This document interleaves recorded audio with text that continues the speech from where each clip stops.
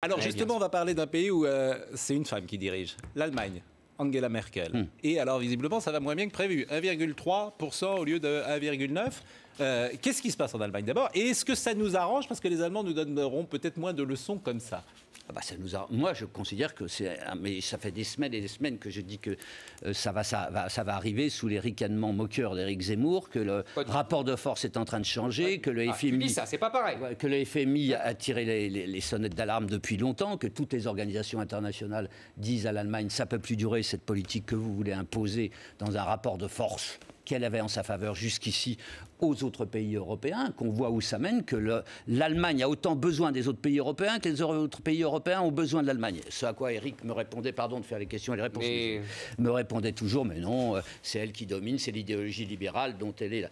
On voit, on y arrive, on est au rapport de force là, l'Allemagne ne peut pas ne pas bouger, à mon sens. Alors, on verra si l'histoire va dans le sens que je pense être le bon, et pour nous, et pour eux, parce que c'est pour eux les Allemands aussi, qui doivent maintenant participer à un investissement collectif. Une fois de plus, je suis en désaccord total avec ce que tu dis. Et je vais expliquer très simplement. L'Allemagne, elle est obsédée par une seule question, sa démographie, le vieillissement de sa population. Donc, deuxièmement, elle a compris qu'on était parti pour 10 ans, voire plus, de déflation en Europe. À partir de ces deux données, ça va ressembler à ce qu'a connu le Japon depuis les années 90. À partir de ces deux données, les Allemands se mettent en ordre pour échapper à l'Europe. Premièrement, ils vendent de plus en plus leurs machines exportatrices. Ils ont tourné leurs machines exportatrices vers les pays émergents, Chine, Inde, Brésil, etc. Et ils dépendent de moins en moins de l'Europe. Et il reste 40 secondes. 40 secondes. Deuxièmement, ils réduisent leurs dettes. Parce qu'ils savent que dans 10 ans, ils seront trop vieux pour pouvoir payer autant leurs dettes. Donc ils ne céderont pas. Voilà, je te l'annonce, ils ne céderont pas.